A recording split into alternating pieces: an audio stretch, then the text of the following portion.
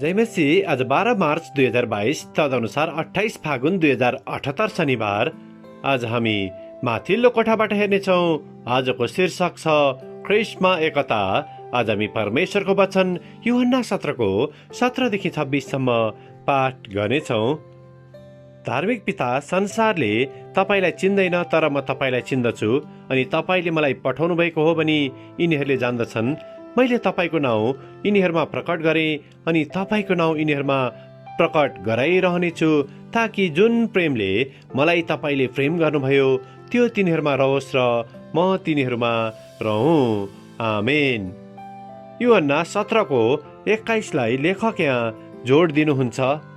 तिनीहरू सबै एक हुन्। हे पिता, जसरी तपाईँ ममा हुनुहुन्छ र म तपाईँमा, त्यसरी नै तिनीहरू हामीमा हुन् र तपाईँले मलाई पठाउनु भयो भने संसारले विश्वास गरोस्। आमेन।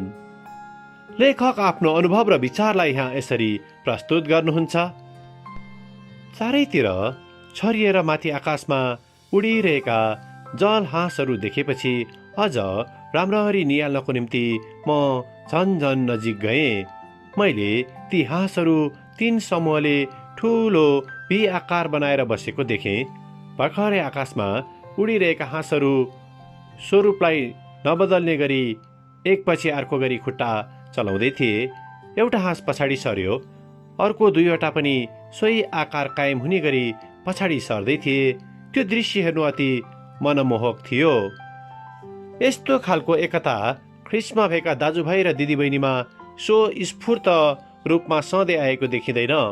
परमेश्वरको बगालमा पनि सबैले आफ्नो ख्रीष्टमा भएको स्थान पहिचान गरेर सबैले आफ्नो भूमिका निभाए कस्तो सुन्दर हुन्थ्यो होला।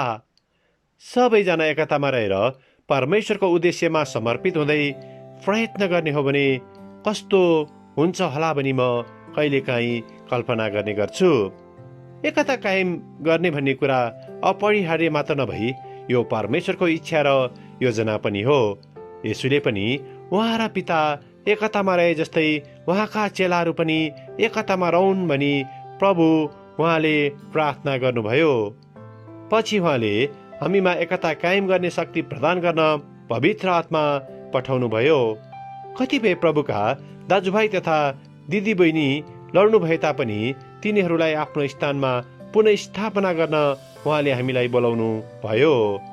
जब विश्वासीहरूले भिन्नतालाई पन्छाइ ख्रीष्टमा एकता कायम गर्न परमेश्वरको उद्देश्यको लागि कार्य गर्छन्, तब तिनीहरूको बीचमा एकता सम्भव छ। आमेन।